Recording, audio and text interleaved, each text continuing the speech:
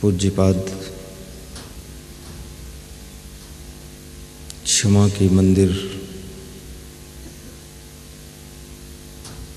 सद्गुरु श्री क्षमादेव जी के पावन चरणों का आशीष लेकर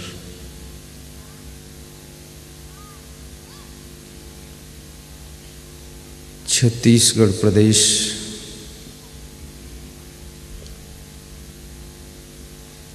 ग्राम सिंधौरी कला डिस्ट्रिक्ट धमतरी की पौड़ी धरा पर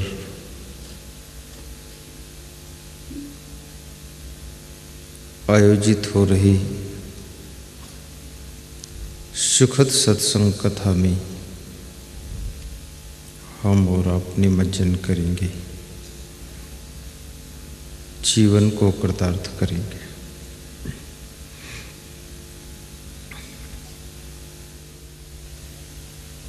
किसी भक्त से पूछ रहे हैं कि जब तुम्हारी मृत्यु होगी तो ये तुम्हारा जो हंस चेतन जीव है ये कहाँ जाएगा?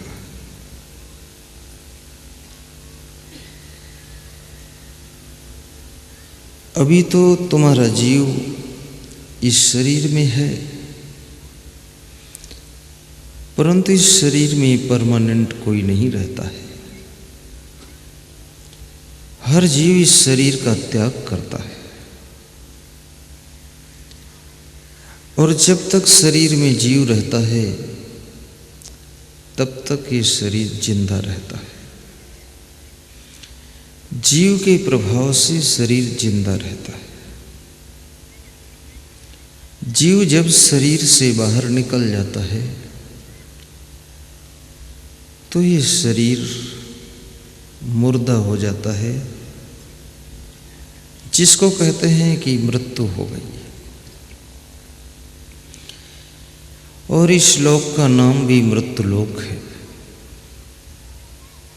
ये मृत्युलोक है। सोचो, ये अमर लोक नहीं है, सुख लोक नहीं है, स्वर्ग लोक नहीं है, नरक लोक नहीं है, मृत्युलोक है। ये परलोक भी नहीं है, मृत्युलोक। और मृत्युलोक उसे कहते हैं जहां पर सबकी मृत्यु होती है।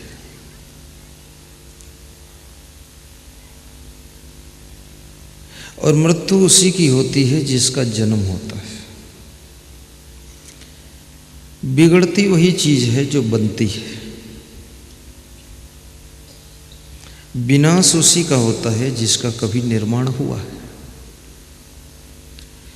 और इस सृष्टि में दो तरह से निर्माण होता है,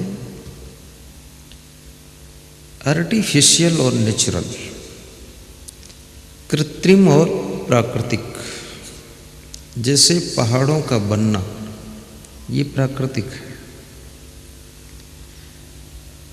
जंगल का होना, पृथ्वी के अंदर कोयला, सोना, चांदी, गंधक, हीरा का बनना ये प्राकृतिक है। ये नेचुरल है, आर्टिफिशियल नहीं, कृत्रिम नहीं। कृत्रिम उसे कहते हैं जिसको कोई बनाता है, मनुष्य बनाता है, या चिड़ियां भी बनाती हैं, जैसे घोंसला बनाती है। आर्टिफिशियल का कार्य चिड़ियां भी करती हैं, चूहे भी जैसे बिल बनाते हैं,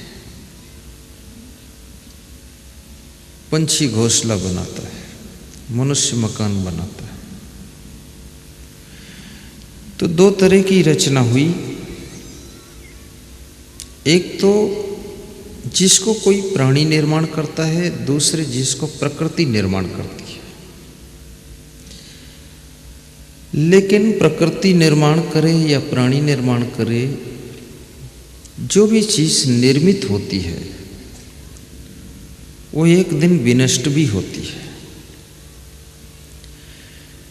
तो ये हमारा आपका शरीर, मुख्य रूप से शरीर चार तत्वों से बना है। पांचवा तत्व जो है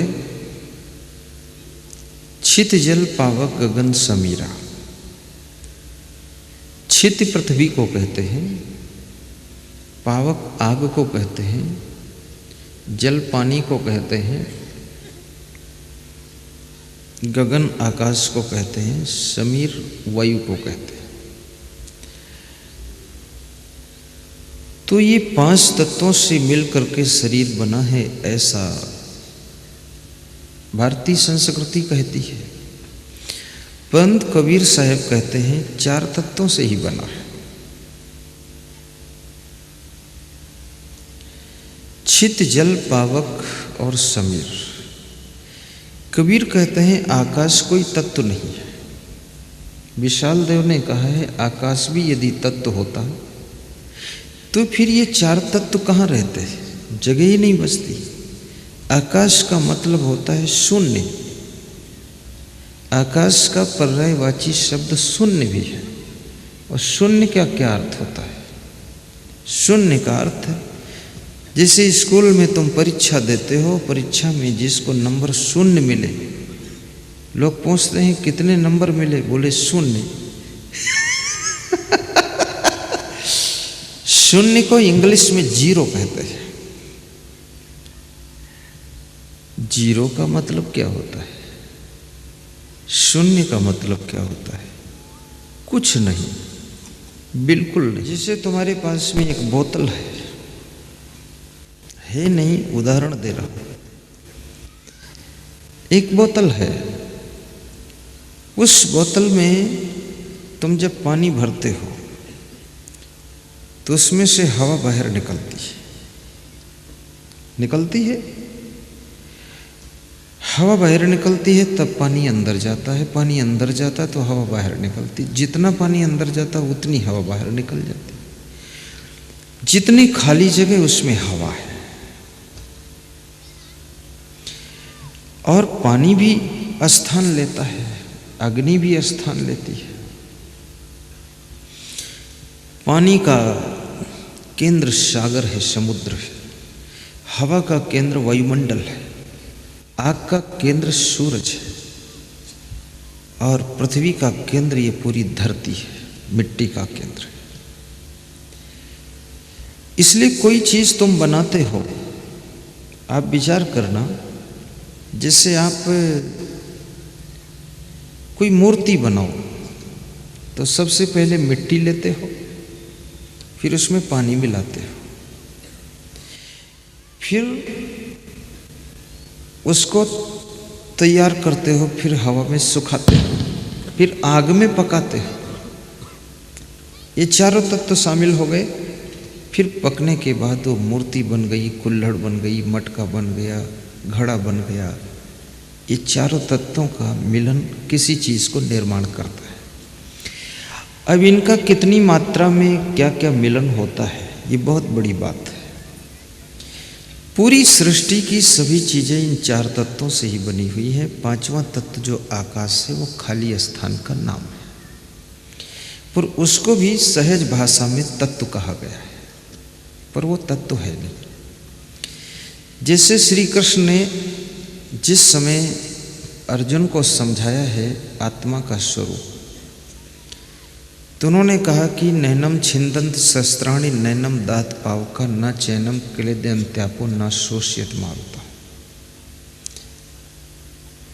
शस्त्र से आत्मा को छेदन नहीं किया जा सकता है, पानी से भिगाया नहीं जा सकता, हवा से सुखाया नहीं जा सकता, आग में जलाया नहीं जा सकता।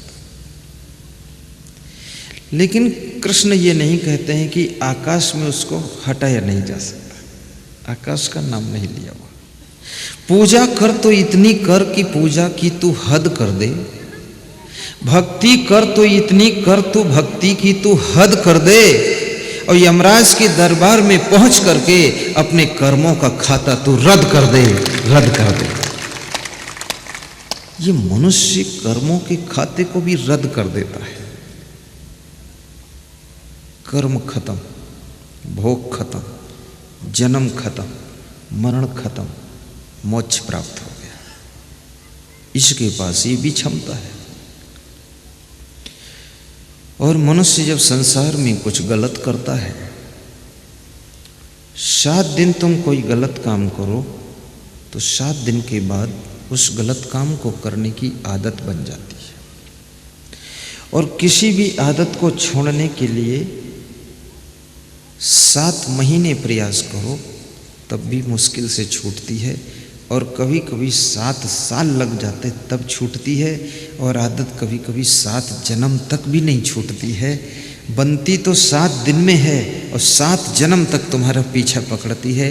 इसलिए झूठ बोलने वाले जो लोग होते हैं ना, जिनकी आदत हो गई झूठ बोलने की, कई बार झूठ के कारण उनका अपमान होता है, कई बार झूठ उनका पकड़ा जाता है, कई बार लोग उनको झूठा कहते हैं तो वो भी कान पकड़ लेते, अब झूठ नहीं बोलूँगा, और कल फिर झूठ बोलते। आदत पकड़ गई। कितने लोग शराब पीकर नाली में गिरते हैं, चोट खाते हैं, जूते खाते हैं, चप्पलें खाते हैं। शराबी बहुत कुछ खाता है, इतना तो तुम खा भी नहीं सकते हो। वो चप्पल जूता भी खा लेता है, चोट भी खाता है, गालियाँ भी खाता है, अपमान भी खाता है। उसके बाद वो सोचता है कि अब नहीं पीऊँगा, बस हो गया है। शाम होती है, फिर वो मदिरालय की ओर जाता है और कहता है मैं क्या करूं, मेरी साइकिल का हैंडल उधर ही मुड़ जाता है। मैं तो नहीं मोड़ना चाहता हूं, लेकिन मेरी साइकिल उधर ही चली जाती है। साइकिल क्या इतनी नासमझ है जो मदिरालय में चली जाए। साइकिल खुद थोड़े चली जाती है, साइकिल को चलाने वाले का मन चला जाता है तो साइकिल भी चली जाती है। मेरा मन डोले, मेरा तन डोले, मेरे दिल का गया करार रे। अब कौन संभाले साइकिल यहाँ, चलो मदिरालय। पियो व्हिस्की, बैक पाइपर, ठंडी बियर, इंग्लिश। उर्दू शराब बनी ही नहीं है, इंग्लिश शराब है। ये भी मज़ा देखो, देसी शराब और इंग्लिश शराब, न उर्दू शराब है और न तो जापानी शराब है, न चाइनीज शराब है, इंग्लिश। हिंदी भी आती नहीं, इंग्लिश पी रहे। छत्तीसगढ़ी भी ढंग से बोल नहीं पाते, 72 गढ़ी शराब पीते, गड़बड़ गड़बड़ बोलते ही जा रहे। आदतों को बनाइए मत। और तो मैं आत्मा की बात कर रहा था। ये आत्मा से कबीर साहब पूछ रहे हैं कि हे जीव, हे हंस चेतन, इस शरीर की मृत्यु के बाद, इस शरीर छूटने के बाद तू कहाँ जाएगा? तेरा क्या ठिकाना होगा, क्या स्थान होगा? अभी तो सत्संग से छूटने के बाद तुम्हारा ठिकाना बानगर में है, तुम्हारा ठिकाना वारणा में है, सेलदीप में है, मंदरौद में है, कुरुद में है। लेकिन ये शरीर छूटने के बाद कहाँ ठिकाना होगा? ये जीव कहाँ जाएगा? तो कबीर साहब प्रश्न पूछ रहे हैं। मैं उनके शब्द को गा देता हूँ, बड़ा मार्मिक शब्द है। हंसा प्यारे सरवर तजी कहाँ जा, हंसा प्यारे सरवर तजी कहाँ जा, जेहि सरवर बीच मोतिया चुंगत होते, बहु विधि केली करा, हंस प्यारे सरवर तजी कहाँ जा। बहुत अच्छे। हंस प्यारे सरवर तजी कहाँ जा, सूखे ताल पुरैन जल छाड़े, सूखे ताल पुरैने जल छाड़े, कमल गयो को मिलाय, हंसा प्यारे सरवर तजी कांचा।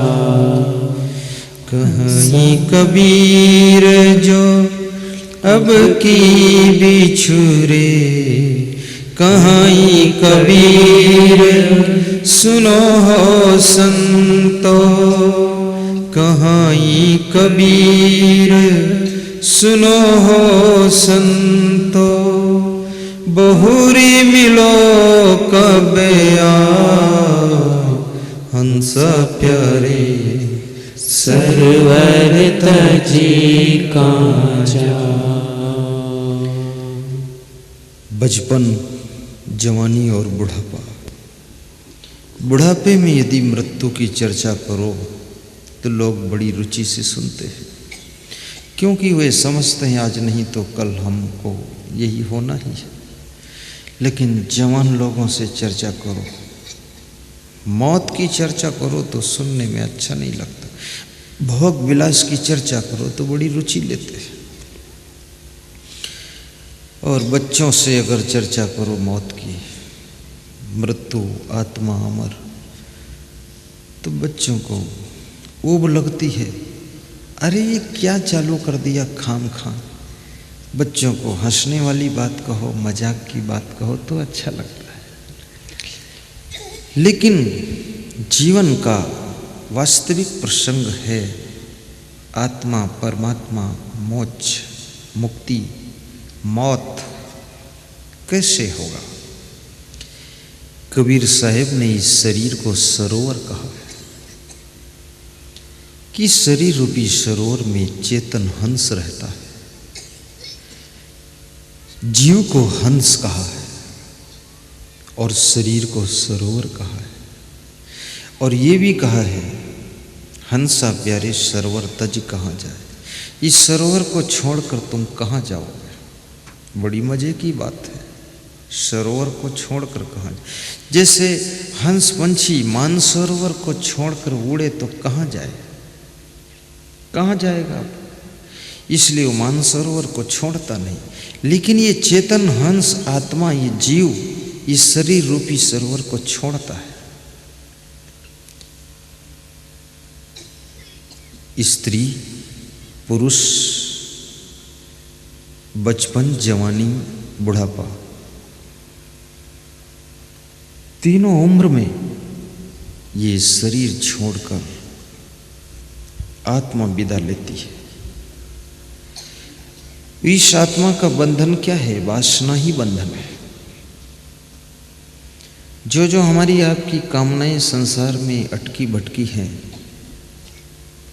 जिनको कुछ पाना शेष है तो उनको आना भी शेष है।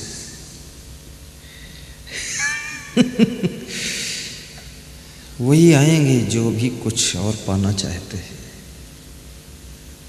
जो तृप्त नहीं हुए हैं, जो भूखे हैं वे रसोई में फिर जाएंगे, तृप्त हो गए वे रसोई में नहीं जाएंगे।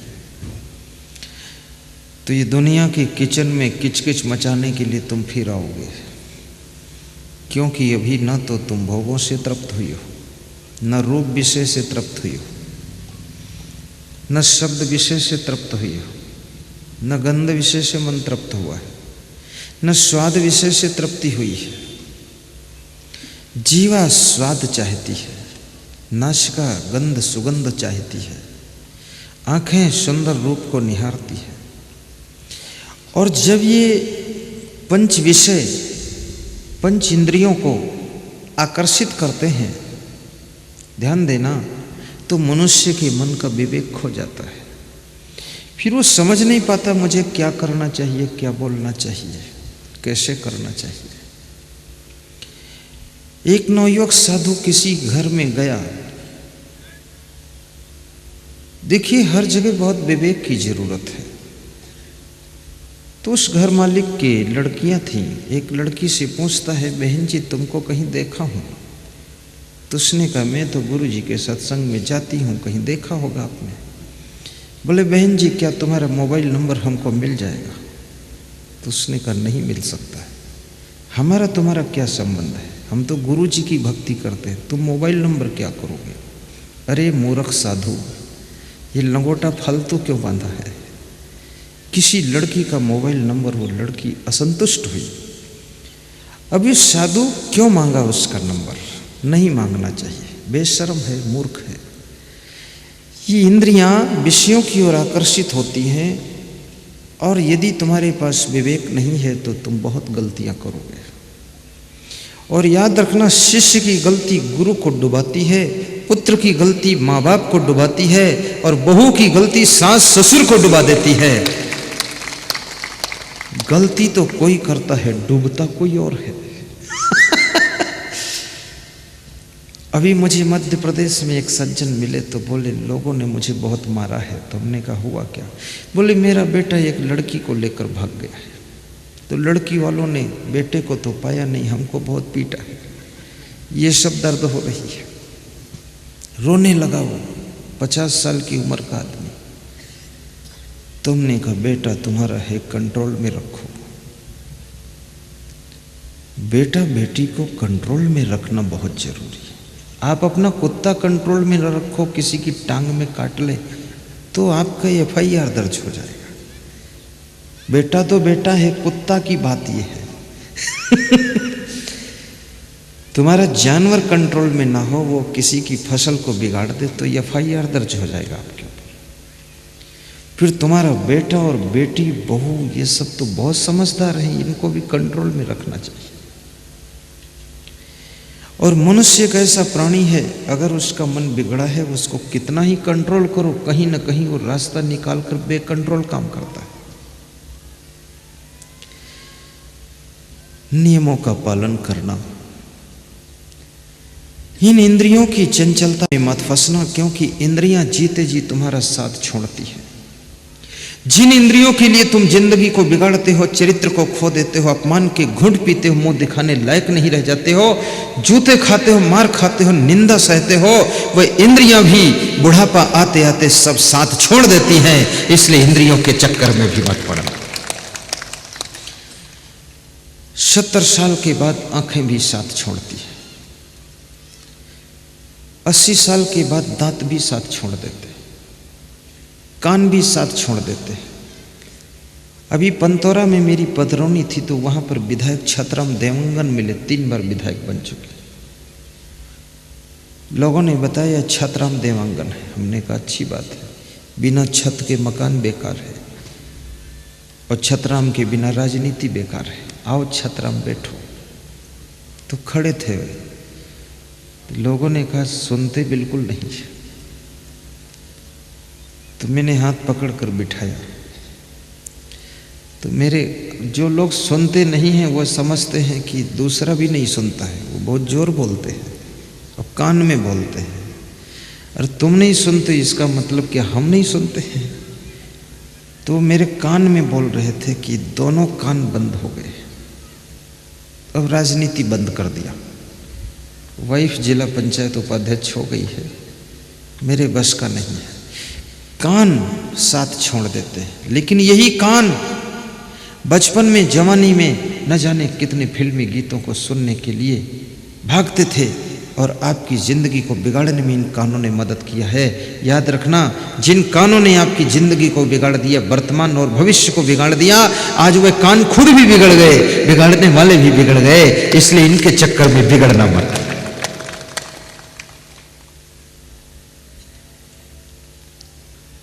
अश्लील गीत गाना गाया न कीजिए, भूल कर कुसंग में जाया न कीजिए, अश्लील गीत गाना। गाओ, वाह, ऐसा गा रहे लगता है रो रहे। भूल कर कुसंग में जाया न कीजिए अश्लील गीत गाना, गाया न कीजिए अश्लील गीत गाना, गाया न कीजिए। बहुत बड़ी बात है। भूल कर कुसंग में जाया न कीजिए। भूल कर भी आग में पैर रख दो तो भी पैर जल जाता है। कुसंग में भूल कर चले जाओ तो भी उसका रंग लग जाता है। कुछ नहीं होगा लेकिन नाम तो बदनाम ही हो जाएगा। अभी शराब की दुकान पर मैं खड़ा हो जाऊं, देखने वाले यही कहेंगे कि गुरुजी भी पीते जरूर होंगे इसलिए खड़े। कुछ स्थान ऐसे हैं जहां पर खड़ा भी नहीं होना चाहिए। और याद रखना, दुनिया में सबसे कीमती चीज है तो वो क्या है? वो है मनुष्य का नाम। नाम अगर डूब गया तो सारा काम खत्म हो गया। अगर नाम बचा लिया, क्रेडिट बचा लिया, सम्मान बचा लिया, ग्राफ बचा लिया, अपनी कीमत को बचा लिया, तो बिगड़ा हुआ काम भी बनता चला जाएगा। इसलिए अपने नाम को बचाओ।